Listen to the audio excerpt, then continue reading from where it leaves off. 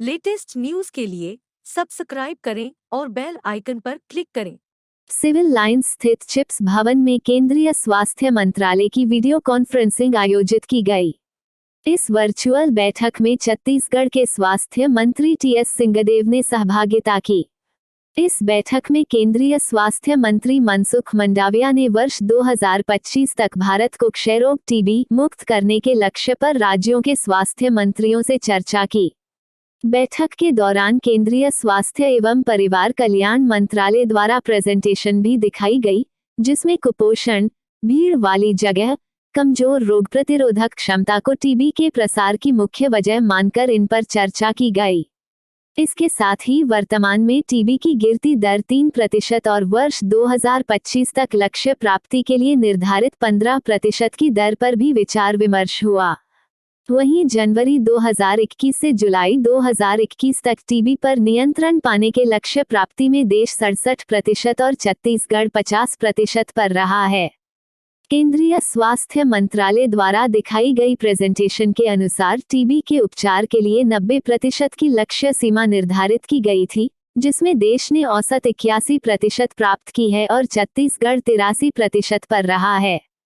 पोषण योजना के क्रियान्वयन में देश का औसत 57% और छत्तीसगढ़ 49% पर रहा है। प्रदेश के स्वास्थ्य मंत्री टीएस सिंहदेव ने इस बैठक को संबोधित करते हुए सबसे पहले केंद्रीय स्वास्थ्य मंत्री मनसुख मंडाविया को नव दायित्व के लिए शुभकामनाएं व्यक्त की। आज टीबी मुक्त भारत का अभियान में जुड़ने के सिलसिले में बैठक थी।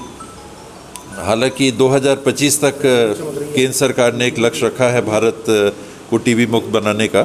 राज्य सरकार ने 2022-23 को टारगेट रखा था और उस पर हम कायम हैं अभी कि 2022-23 तक छत्तीसगढ़ को टीबी मुक्त बनाए। हमारी स्थिति अच्छी नहीं है, राष्ट्रीय औसत की तुलना में छत्तीसगढ़ की स्थिति अभी अच्छी नहीं। इसमें हमको बहुत काम करने की ज़रूरत है। एक जागरूकता का भी अभाव है जिसको हमको दूर करना होगा।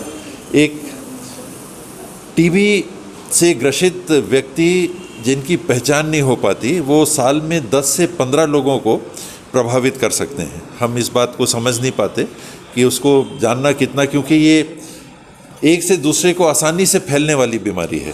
अभी जागरूकता के लिए अभियान चलाएंगे क्या? जागरूकता का भी अभियान, टेस्टिंग का भी अभियान, हर विकासखंड स्तर पे 2 ऐसे लोगों को चिन्हांकित करके उनको एम्बेसडर के रूप में, प्रेरक के रूप में हम लोग सामने रखेंगे, जिनको पहले टीबी हो चुका है और जो टीबी से मुक्त हो गए।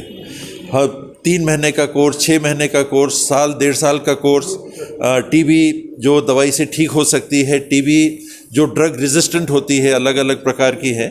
तो टीबी अगर आपको गंभीर प्रकार की हो गई जिससे इलाज दवाई से कम हो पाता है, तो उसमें मॉर्टेलिटी, मृत्यु की दर बढ़ जाती है। 50% तक मृत्यु के चांस हो जाते हैं। तो देर से इलाज चालू नहीं करना टीबी के लिए भी बहुत ज़रूरी है। कोरोना में भी हमने इसी प्रकार की बात की थी और वो भी एक से दूसरे को फैलने वाली बीमारी है कोरोना। इसी तरह से टीबी भी एक से दूसरे को फैलने वाली एक ऐसी बीमारी है जिसका इलाज है हमारे पास। कोरोना का इलाज नहीं है, हम सुरक्षित रह सकते हैं। टीबी का इलाज है, तो इसके लिए अलग अलग प्रोत्साहन भी दिया गया है। उदाहरण के लिए आप टीबी के मरीज को चिन्हांकित करके सामने लाते हैं तो 500 रुपये का प्रोत्साहन राशि उपलब्ध है। ट्रीटमेंट के लिए है 500 रुपये प्रति माह आपको डायरेक्ट खाते में चला जाएगा। पोषण के लिए 500 रुपये अतिरिक्त राज्य सरकार उसके लिए खर्च कर रही है। और ट्राइबल एरियाज़ में 10,000 रुपये डायरेक्ट ट्रांसफर, ट्राइबल सब प्लान में 10,000 रुपये की राशि सीधे ऐसे मरीजों को उपलब्ध करा दी जाएगी। अतिरिक्त 500 और 10,000 अतिरिक्त आपके इलाज के लिए।